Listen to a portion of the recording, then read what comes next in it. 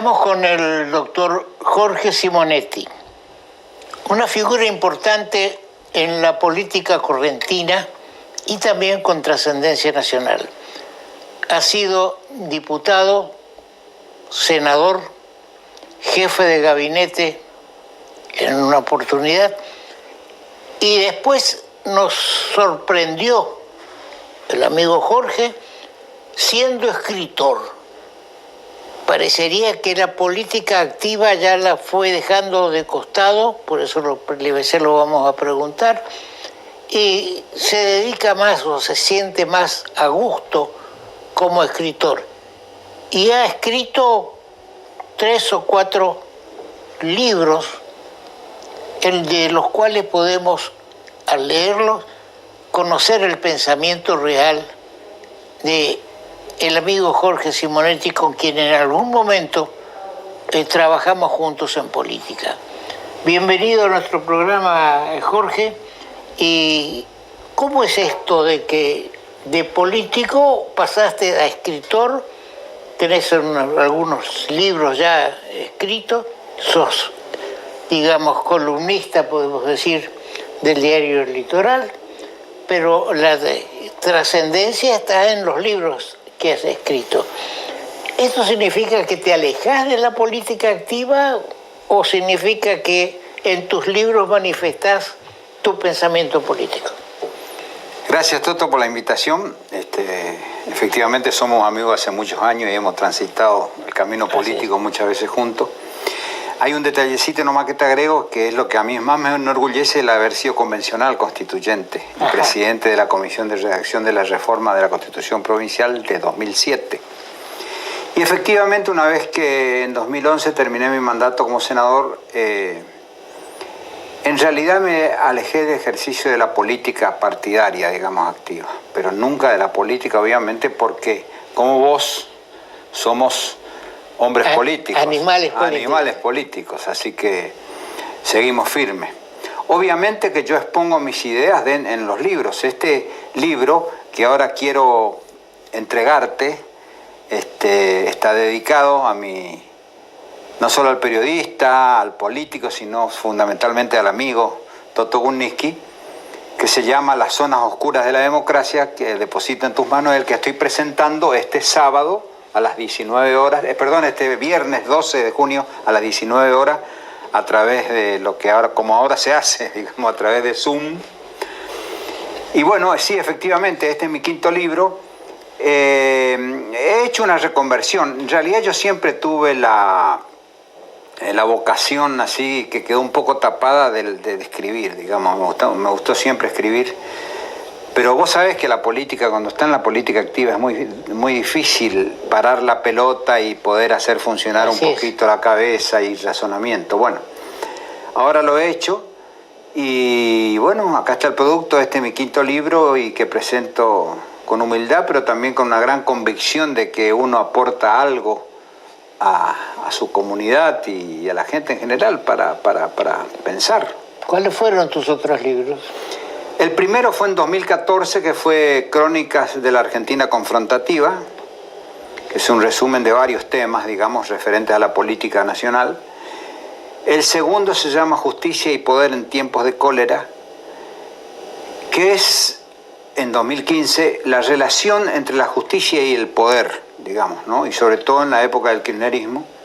Por eso hablo en tiempos de cólera, haciendo un juego de palabras no con la enfermedad, sino con la forma... Como una epidemia. Exactamente. Y la forma del cólera referido a un aspecto del carácter, la forma de gobernar de ese tiempo, ¿no? Del kirchnerismo. Y hago la relación de cómo funcionó la justicia, no solo en Santa Cruz, sino que ese modelo fue transferido a la nación. Luego, en 2018, se llama Crítica de la Razón Idiota, que es mi 3er libro, que es un ensayo más bien entre filosófico y sociológico, referido a la actualidad de lo que es la política, la sociedad y la gente, como respecto a Internet nos hemos convertido casi en un idiota y en personas idiotas. Idiota entendido en el sentido real de la palabra, no en el sentido despectivo, y que bueno, ese es el cuarto, el tercer libro, y el cuarto, el año pasado, en 2019, que es La Neoizquierda, donde es un ensayo político también, donde hablo de que la izquierda se ha convertido más bien en un populismo que en una concepción socialista de la sociedad, que la izquierda en realidad no existe como tal, y por eso llamo la neoizquierda, digamos, ¿no? Ahora, ya el término idiota sí. No es una ocurrencia, sino que ya en la Grecia antigua Exacto. Ya se estaba usando el tema para definir una determinada, digamos, un sector social que... Idiota era el que quería ocuparse de sus asuntos privados y no se ocupaba de los asuntos Así públicos, porque en Grecia era valorado a quien se ocupaba de los asuntos públicos. No tanto como en nuestra época, donde a los que se ocupan de los asuntos públicos, que en general son los políticos, los tenemos como corruptos, con todas las negatividades que pueden haber, ¿no? Sí, lamentablemente hay mucha gente que entra en la política para ver qué negocio puede hacer o cómo puede reforzar su negocio. Es un elemento que tanto Jorge como yo hemos estado y entrado a la política para buscar soluciones políticas para nuestra provincia y hemos salido en la misma forma como hemos entrado. Eso es importante destacar. ¿Cuáles son las zonas oscuras de la democracia? Bueno, este nuevo libro que presento, como todas las cosas, tiene una inspiración. Debió haber sido mi tercer libro y es el quinto, ¿no? Ajá, ¿lo pensaste mucho? Lo pensé mucho. Y después me inspiré, salió por allí, digamos, las ideas deben corporizarse. Entonces me inspiré en quien considero yo uno de los líderes, con sus errores, pero con sus grandes virtudes, uno de los líderes de la democracia en esta última etapa de la República, del 83 a la fecha, que es Raúl Alfonsín, que ha trascendido las identificaciones partidarias y que, bueno, creo que ha echado por atrás el mito ese de que la democracia se identifica con la debilidad. Fue un gobernante fuerte, digamos. Obviamente no hablo por allí del aspecto económico, sobre todo el final, que tuvo inconvenientes, pero sí hablo de lo que fijó, de la impronta que le fijó a una salida muy brava del gobierno militar y que supo mantener libre y expedito los caminos del funcionamiento de la República. Y lo que hablo, entonces, con esa inspiración, y dedico este libro, en la contratapa está especificada la figura de Alfonsín, al hablar de las zonas oscuras, además de hacer alguna historia de la democracia en los tiempos y sobre todo de la doctrina también sobre la democracia, identifico las distintas zonas oscuras donde hay que echar luz para ir solucionando los temas. Recién hablábamos fuera de cámara el primer punto es el poder ejecutivo, que es el poder expansivo. Sí. Yo digo que el sistema republicano es un sistema cerrado, digamos, que tiene un espacio. En lo formal tiene tres poderes, que es el poder ejecutivo, legislativo y judicial. Cada uno tiene su zona de actuación. Pero cuando alguno se retira o declina de parte de sus facultades, como el Poder Legislativo o el Poder Judicial, quien ocupa eso es el Poder Ejecutivo, ese espacio. Siempre el espacio está ocupado, en este caso, por el Poder Ejecutivo, que asume facultades legislativas. Vía los decretos de necesidad y urgencia. Vía de los decretos de necesidad y urgencia, como lo último que tenemos, que es a través del DNU, digamos, atribuirse una facultad legislativa que es la de dictar el presupuesto y modificarlo y hacer transferencia de partida, y tener al Congreso, digamos, como algo así como se suele llamar vulgarmente una escribanía para poder darle simplemente fe a las decisiones del Poder Ejecutivo, y por otro lado un Poder Judicial que siempre ha sido un poder que yo califico como estratégico. El Poder Judicial es estratégico, tiene varias velocidades y y se comporta de acuerdo... En varias direcciones, como los autos. Y se comporta de acuerdo a cómo evoluciona el poder político. Esa es la realidad.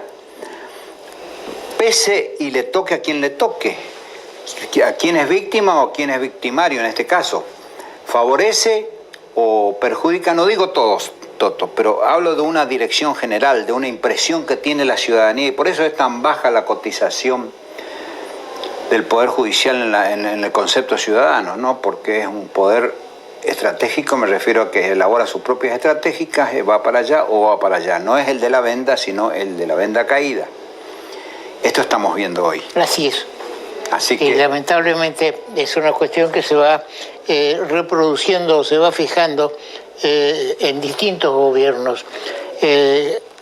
Y ahora, en estos momentos de pandemia y demás, entra para mí un tercer elemento para llevar las cosas al Poder Legislativo, ordenarlo, que es el sistema de las sesiones virtuales.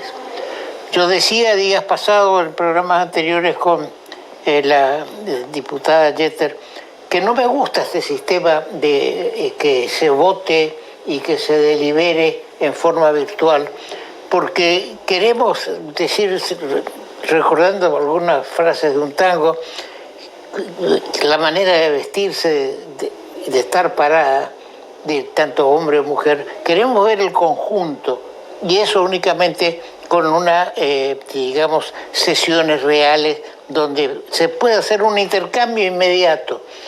Además, el sistema de digamos, de las sesiones virtuales, las votaciones virtuales, deja un margen para mí de error, porque le comentábamos con la diputada de que la posibilidad de que yo esté, el legislador está en el exterior y entra también en la zona virtual y está haciendo quórum y no está presente ni siquiera en el país.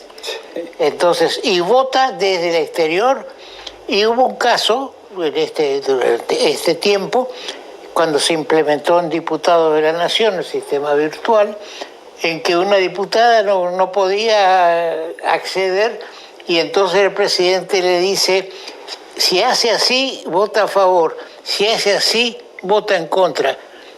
Eso es atentatorio contra una decisión democrática, porque hay que fundamentar por qué uno vota. No es solamente levantar el dedo o bajar el dedo. Es claro, o bajar el dedo, es decir, bajo el dedo a degüello, dejo el dedo arriba, entonces es libertad. Coincido totalmente, Toto, con lo que expresas. Evidentemente el mundo virtual ha ingresado, ya está hace tiempo entre nosotros, pero tenemos que utilizarlo para lo que tenemos que utilizar. El mundo virtual no nos puede manejar, porque existe un mundo real que es el verdadero mundo. La tecnología la tenemos que usar para aquellas cosas que hacen y mejoran ciertos aspectos del desenvolvimiento. Pero, por ejemplo, el amor no podemos hacer, bueno, podemos hacer también por vía virtual, pero el contacto estrecho, la relación, el abrazo, es insustituible. Obviamente que en este caso entra, si hablamos de la política, el funcionamiento de las instituciones es absolutamente, te diría yo, fuera de realidad hacerlo por vía virtual. Es absolutamente fuera de realidad. No se puede debatir y menos votar tampoco por un sistema como este. Te digo yo que he participado en varios, quizás a ti te ha tocado, en varios de estos sistemas nuevos, como Zoom y qué sé yo, y lamentablemente no lo entiendo el Zoom, bueno, así que pero hay dificultades, hay algunos que no pueden entrar, hay algunos que no pueden manejarlo como corresponde, pero además de eso se pierde toda dato de cercanía, que es fundamental en el ejercicio de la política y en el ejercicio de las instituciones. Así que esperemos que esto se supere. Allí también está, quiero decirte que como otro dato de las zonas oscuras de la democracia, yo hablo de las provincias, del federalismo, y digo que las provincias en general son laboratorios de autoritarismo. Que en las provincias, en muchas de ellas, siempre, digamos, gana el caballo del comisario, o está el mismo gobernante o está el mismo signo político. Y vos sabés que una verdadera democracia es aquella que tiene movimiento. Claro, cambios, no solo de personas, sino también de identificaciones partidarias. Cada persona puede tener métodos distintos, pensamientos iguales, pero métodos distintos de realización. Exacto, entonces en las provincias lo que se tiene es, no solo por la legislación, sino por el manejo de los recursos del Estado, en las elecciones se configura eso que se llama el efecto de cancha inclinada. Está inclinada para el lado del gobierno. Es muy difícil ganarle al gobierno. En cualquier provincia, inclusive en la nuestra, en cualquier provincia, es muy difícil ganarle al gobierno. Entonces, verdaderamente, los enclaves autoritarios de las provincias son muy difíciles de sacar. Y eso es otra zona oscura de la democracia. Sí. Yo creo que si tendríamos que remontarnos a los orígenes de nuestro país para encontrar el por qué el federalismo no existe. En mi criterio hay un federalismo escrito, pero no un federalismo real. Y el poder central está en estos momentos pagando sus culpas por la gran concentración que hay en las villas de emergencia, o como que se le pudiera llamar barrios de emergencia, que están poblados por gente toda del interior que va en busca de trabajo, porque los poderes centrales de este gobierno, del anterior y del anterior hasta Rosas, concentraban todo en la aduana de Buenos Aires. Y entonces tenemos que Mercedes-Benz tiene en La Matanza una fábrica. ¿Por qué? En La Matanza y no en el interior del país. Pudo haber sido Corrientes o cualquier otra, San Juan o cualquier otra provincia. Y dar, para efectos de la distancia, regular cuestiones impositivas para que se pueda desarrollar. Y no hay, entonces se trajo a la gente del interior desde 1950, últimamente, se trajo, y sin prever dónde alojarlo, si donde estaban iba a tener cloaca, si iba a tener agua, porque es muy lindo decir y es muy fácil, quédese en su casa para combatir el virus. Para eso hay que tener casa. Lávese las manos, para eso hay que tener agua.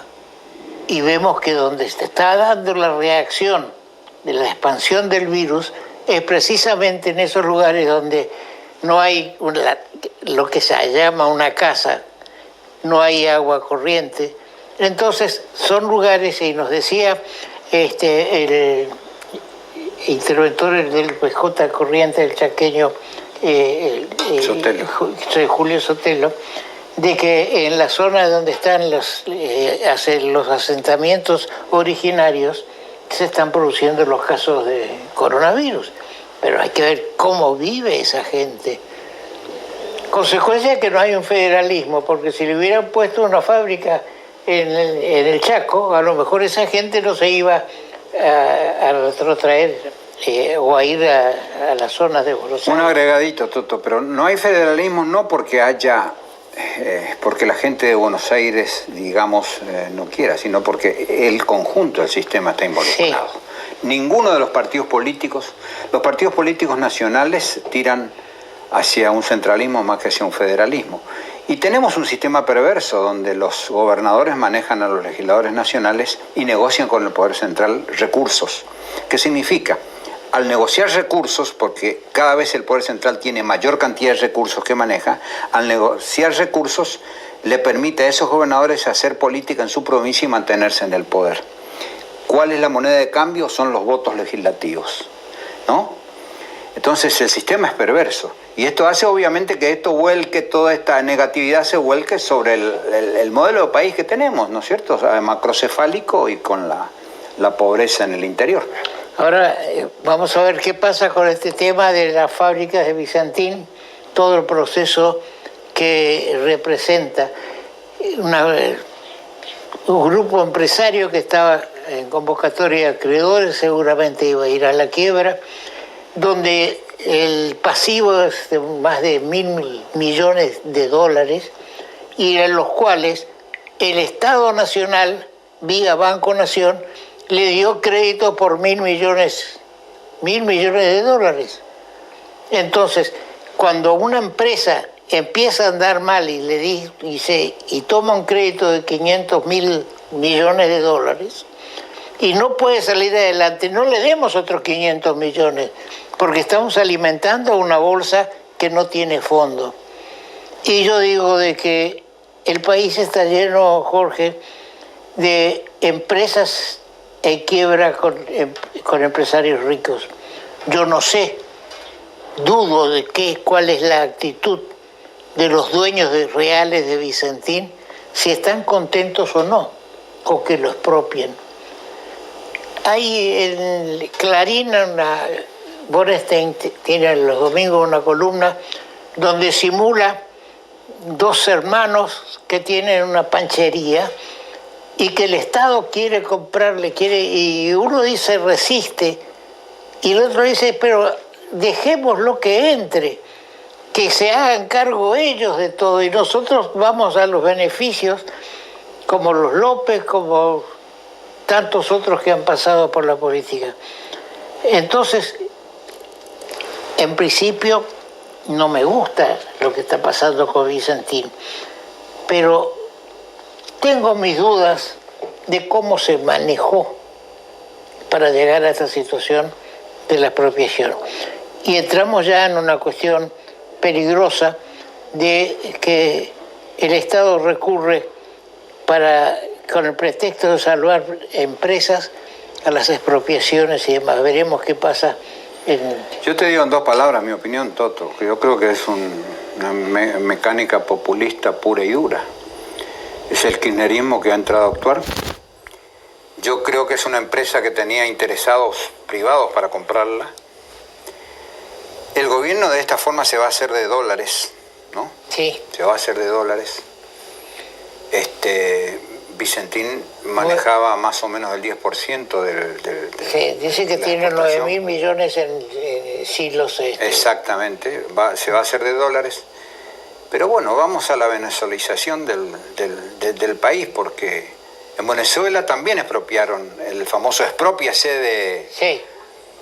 de Maduro y de Chávez, su antecesor, también fue en la industria de alimentos y la quebraron, y hoy Venezuela no tiene para darle comer a la gente. Así que yo creo que esto es un signo bastante negativo de la cuestión, digamos, no tengo duda de calificarlo así. Sí, yo estoy de acuerdo en que debemos evitar estas situaciones, pero el empresariado tiene su parte de culpa en que se van creando estas situaciones. Bien, Jorge, es un gusto y voy a leer con mucho detenimiento Las zonas oscuras de la democracia. Hay muchas zonas oscuras. Hablaba Jorge de Alfonsín, admirable Alfonsín, pero lo que pasa es que actúan detrás de un gobernante, y él y yo lo sabemos, por haber estado cerca de gobernantes, de que los grupos que los rodean son los que les hacen cometer algunos errores, y uno muchas veces de los cargos que llegó a ocupar no puede pararlos porque el aluvión es tan grande que lo lleva uno por delante. Pero bien. Querido Toto, quiero pasar mi aviso final. Adelante. El libro La zona oscura de la democracia, lo estoy presentando por vía Zoom el día viernes 12 de junio a las 19 horas. Así que si entran por mi nombre van a encontrar el Zoom, el que quiere, y bueno, espero que haya espacio, porque eso tiene un espacio limitado para observar. Allí va a haber un debate, el prologuista es el profesor, el doctor Armando Aquino Britos. Ajá. Y va también a hacer una semblanza a Alfonsín el senador Brear, dado que el Senado declaró de interés legislativo el libro, una breve semblanza. Y luego vamos a conversar también con los periodistas, porque esto es organizado por el Club de la Libertad, el presidente Alberto Medina Méndez y el periodista exdirector del diario El Litoral, que también promociona el libro, que es Eduardo Ledesma. Bien, lamentablemente no voy a poder